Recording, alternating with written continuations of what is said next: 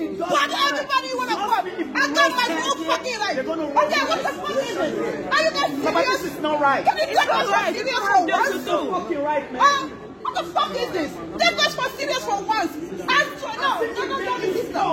Comme il faut le, elle a speak French tout. Je parle le français. J'ai étudié le français comme l'anglais. Ok? Vous pensez quoi? Non,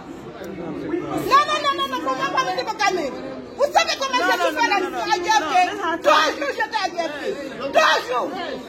Voici la copie de du corps de mon papa. Mon papa était cédé super pour l'enterrer. 2 jours j'étais à guerre.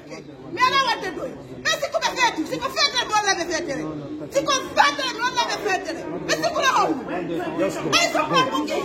Go. Leave them one, go. Ils n'ont qu'à me mettre un bon. Vous me mettez un bon. Le lundi, je vais aller travailler à peine. Go, motherfucker, go. What the fuck is this? What do you guys think? Let me show you how mad this is. I know my fucking right, okay? I know my right. Let me show you how stupid I can be. What the fuck is this? Am I serious?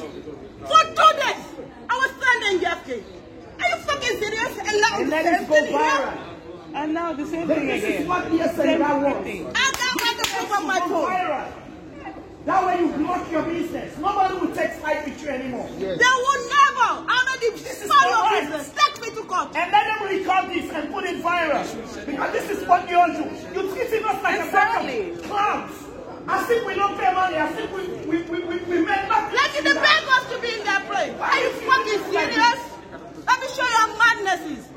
I grew up in New York for 70 fucking years. I know how stupid you can be. And I got my passport and I know all my fucking right. Come, let's go. Sue me, I'll sue you. All the time is still senator. I'll sue you, go to New York City. I'll find the highest lawyer and I'll sue your fucking right. Let me see how much.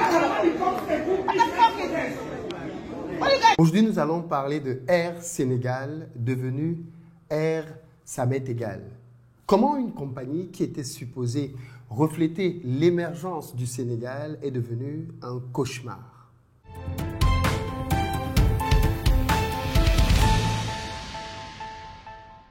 Salut à toi, bienvenue sur ma chaîne. Moi, c'est Philippe Simon. Et si je te parle de business et du développement du continent africain, donc si ça t'intéresse, tu t'abonnes. Pour ceux d'entre vous qui êtes en Côte d'Ivoire, qui arrivez prochainement à Abidjan, si vous avez besoin d'un véhicule pour vous déplacer, vous nous contactez au numéro qui s'affiche et on mettra à votre disposition pick-up SUV berline. On a ce qu'il vous faut avec ou sans chauffeur en fonction de votre budget. Si vous cherchez plutôt une maison pour vous, pour votre famille ou comme un investissement, sachez qu'on construit plusieurs maisons disponibles à Bingerville. Vous pouvez nous contacter à partir de 42 millions de francs. Nous les mettons à votre disposition. La grande nouveauté maintenant, c'est qu'on vous permet d'échelonner vos paiements sur 2 ans, ce qui permet à plusieurs personnes désormais de devenir propriétaires. Passez donc à l'action rapidement. Les maisons sont déjà construites pour plusieurs d'entre elles.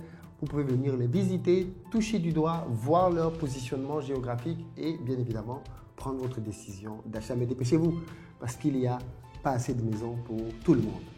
Et puis enfin, si vous êtes intéressé pour lancer des business comme moi et augmenter vos revenus, sachez que j'ai créé une académie dans laquelle je vous forme à plusieurs business prospères que vous pouvez lancer sur le continent africain en fonction de votre budget, de votre aversion au risque. On a un numéro de téléphone qui s'affiche, contactez-nous là-dessus et on étudiera votre cas bien précis. Il est un peu plus de minuit ce jeudi 9 mai 2024 lorsqu'un avion de la compagnie sénégalaise Air Sénégal qui doit effectuer le trajet Dakar-Bamako commence à rouler sur le tarmac. Les gens, bien évidemment, sont impatients de rentrer chez eux. Parce que malheureusement, le vol qui devait partir la veille à 17 h est finalement parti à minuit, soit avec 7 heures de retard. Ce qui, malheureusement, est devenu une habitude pour les habitués de Air Sénégal. À l'embarquement, les clients s'étonnent de monter dans un Boeing 737-300 affrété par la compagnie privée Transair au lieu du Airbus A319 d'Air Sénégal, généralement réservé pour ce trajet. Certains passagers décrivent d'ailleurs après coup un appareil vétuste dans lequel certains assurent avoir même vu des cafards dans la carlingue. Quoi qu'il en soit, à ce moment-là, ce sont des petites anecdotes qui font sourire. Parce que dans quelques minutes, les passagers qui sont à bord de ce vol vont frôler la mort. L'appareil quitte l'aire de stationnement, met en route ses moteurs et prend de la vitesse. Le décollage est imminent. L'équipage tente une dernière fois de tirer le manche pour cabrer l'avion, sans succès. Le commandant s'adresse donc maintenant à toutes les personnes qui sont dans l'avion en leur disant qu'une lampe s'est allumée sur son tableau de bord, mais que désormais c'est réglé et il repart. Après une élévation difficile de quelques mètres, l'avion retombe et sort de la piste. L'aile gauche prend feu. Bien évidemment, des cris et de la panique. Les 79 passagers et les 6 membres d'équipage parviennent à sortir heureusement du Boeing en flammes. Mais les gens sont terrorisés à l'idée que l'avion explose à tout moment. Bilan, 11 blessés et un aéronef irrémédiablement endommagé.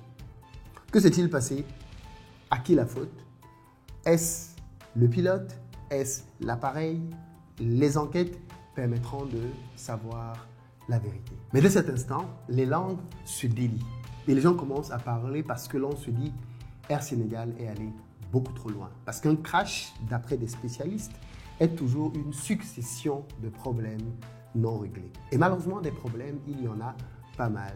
La jeune compagnie est constamment confrontée à des retards, parfois même des annulations, ce qui crée le grand mécontentement de ses clients. Pour rappel, c'est une compagnie qui a été créée par Macky Sall en 2017 et qui malheureusement aujourd'hui est grandement boycottée par des passagers qui sont juste las d'avoir patienté des heures, voire même des jours pour embarquer. Le problème ici est que la flotte, en réalité, est très restreinte et la moindre panne d'un avion a des répercussions sur toute la chaîne de vol pour plusieurs jours. Parce qu'il faut bien comprendre comment nos compagnies ici en Afrique fonctionnent. Ils décident de faire plusieurs dessertes avec des avions. Par exemple, on va avoir un trajet partant de Abidjan qui va faire Abidjan-Accra, Accra-Lomé, Lomé-Yaoundé, Yaoundé-Douala, Douala-Libreville. Et ensuite, on fait le chemin retour pour revenir jusqu'à Abidjan. C'est un exemple. Imaginez donc que l'avion tombe en panne, comme ça a été une scène que j'ai vécue à Accra. Eh bien, qu'est-ce qui se passe? Vous êtes donc, vous les passagers, bloqués à Accra en attendant que la compagnie n'envoie un autre avion. Eh bien, vous qui êtes là, bloqués, il y avait des gens qui attendaient pour la prochaine escale à Lomé, d'autres qui attendaient à Yaoundé, d'autres à Douala, d'autres à Libreville. Toutes ces personnes-là donc vont voir leur attente augmenter. J'ai connu la scène par exemple pour un vol qui devait partir à 20h qui finalement est parti à minuit. On est finalement tombé en panne à 1h du matin à Accra. On a dû dormir en attendant qu'un nouveau vol arrive le lendemain pour nous chercher vers 14h. Ça fait donc pratiquement 14 heures d'attente qui se répercutent sur toute la chaîne. Ça, c'est pour l'aller, sans compter le retour. Voilà donc le genre de problématique que les compagnies aériennes subissent parce qu'elles n'ont pas assez d'avions. Et dès qu'il y a donc la moindre panne dans le système, ça désorganise toute la chaîne et les conséquences se font immédiatement ressentir chez les consommateurs. À titre d'exemple, j'ai eu un problème une fois chez Air France avec un vol. Nous étions déjà entrés dans l'avion. C'était la première fois que ça m'arrive. Depuis tout le temps que je voyage avec Air France, nous étions dans l'avion et on nous a débarqué de l'avion pour prendre un autre avion qui est venu se placer à quelques mètres de l'avion où nous étions. Pourquoi? Parce que Air France avait d'autres avions là qui attendaient au cas où il y aurait un avion qui tomberait en panne. Et donc, comme notre avion à nous avait un problème, on est ressorti de l'avion. Ceci nous a pris à peu près 1 heure de temps. On est reparti, on a pris un nouvel avion et l'avion a décollé. Voilà donc toute la différence entre de grandes compagnies qui se donnent les moyens et nos compagnies qui veulent aller dans la cour des grands, mais qui n'ont pas toujours les ressources nécessaires. Et ça, c'est l'un des problèmes d'Air Sénégal. Les problèmes de Air Sénégal sont nombreux. Problèmes de management, problèmes de communication qui forcément ont une incidence sur les conditions de travail. C'est une compagnie dans laquelle malheureusement les salaires sont parfois gelés, parfois des retards de salaire. Plusieurs pilotes d'ailleurs ont déjà démissionné. et la situation des personnels navigants commerciaux, donc les stewards, les hôtesses, directement confrontés à la colère des passagers est forcément déplorable. Parce que quand il y a ce genre de situation, auprès de qui pensez-vous que les clients déversent leur colère? Les hôtesses, les stewards qui en fait n'y sont pour absolument rien du tout. Mais ils encaissent pour tout le monde. L'autre problème, ce sont les moyens et les prises en charge. Quand une compagnie a ce genre de problème, de retard, normalement, elle doit loger tout de suite les personnes qui sont dans l'attente. Nos compagnies ne le font quasiment jamais. Du coup, les gens restent dans l'aéroport, attendent des heures et des heures sans savoir quand l'avion arrivera finalement. Ceux qui ont les moyens sortent et vont dans un hôtel à leurs propres frais, alors que ceci devrait être pris en charge par les compagnies. Là aussi, c'est peut-être une question de régulation parce qu'en Europe, quand un retard dépasse 2h30, la compagnie a l'obligation d'indemniser les passagers. Et plus le retard va être long, plus le montant de cette indemnité est grand et peut aller jusqu'à 600 €, 400 000 francs CFA. J'en ai déjà bénéficié à plusieurs reprises. Sachant qu'en plus, non seulement tu es payé, mais en plus tu es hébergé, nourri, blanchi en attendant le prochain vol. Tu n'attends pas à l'aéroport indéfiniment, sans savoir ce qui va se passer. La solution donc que la compagnie Air Sénégal trouve pour pallier à ce type de problème, c'est de recourir malheureusement de temps en temps à des locations d'avions. C'est-à-dire que quand il y a une panne comme ça, ils louent un avion qu'ils mettent à disposition pour quand même transporter les passagers et calmer leur colère. Le problème, c'est que cette solution de facilité doit être extrêmement temporaire, d'autant plus qu'elle coûte beaucoup plus cher, puisque c'est un avion qui a été loué. Il coûte beaucoup plus cher que si l'exploitation était en propre. Mais les problèmes de Air Sénégal vont bien au-delà des problèmes avec les clients. Air Sénégal est une compagnie qui est très endettée. Par exemple, Air Sénégal doit près de 10 millions de dollars à Carlyle Aviation Management Limited, qui est une compagnie américaine qui a demandé et obtenu de la justice américaine la saisie de 4 avions de Air Sénégal. Ou du moins, de ces avions qu'elle avait mis à la disposition de Air Sénégal pour que celle-ci puisse les exploiter, notamment sur ces lignes de Barcelone, Libreville, voire même Milan ou Abidjan. Air Sénégal est allé négocier avec Carlyle pour pouvoir obtenir une rallonge du remboursement de sa dette afin d'éviter justement l'immobilisation de ces avions. Malheureusement, Carlyle est loin d'être le seul fournisseur d'Air Sénégal à qui la compagnie doit de l'argent. Au fil des années, Air Sénégal a beaucoup de mal à rembourser ses dettes. Aujourd'hui, donc, Air Sénégal est endetté vis-à-vis des fournisseurs de repas que l'on peut avoir dans les avions, du carburant que l'on utilise pour déplacer les avions, du système de distribution de billets, des prestations de services aériens, des aéroports, des hôtels, parce qu'il leur arrive bien évidemment de loger et leur personnel et des clients. Air Sénégal doit de l'argent à tout le monde, quasiment dans la chaîne. On parle même de plusieurs centaines de fournisseurs nationaux et internationaux qui réclament de l'argent à Air Sénégal. D'ailleurs même, Air France, qui assure l'entretien des avions d'Air Sénégal à travers Air France Industrie et prend en charge l'assistance des appareils de la compagnie qui atterrissent à l'aéroport Roissy-Charles de Gaulle, a tiré la sonnette d'alarme ces dernières semaines. Air Sénégal, lui, serait redevable d'environ 8 millions d'euros. De leur côté, les acteurs aéroportuaires dakarois, LAS et 2AS attendent plus de 35 millions d'euros.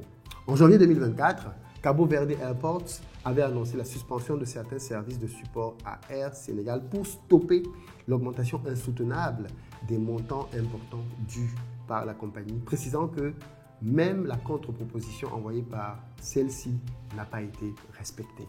Enfin, à la mi-2024, l'endettement d'Air Sénégal, qui ne publie pas ses comptes, a été évalué par le ministère de tutelle à près de 100 milliards de francs CFA, soit environ 150 millions d'euros. Tandis que les mouvements d'avions d'Air Sénégal sur la période de janvier à mai 2024, eux, ont chuté de 14,4% par rapport à l'année précédente, qui avait 440 opérations de moins. Cette baisse s'est accrue à partir de mars, quand la société a comptabilisé une décroissance de plus de 20%.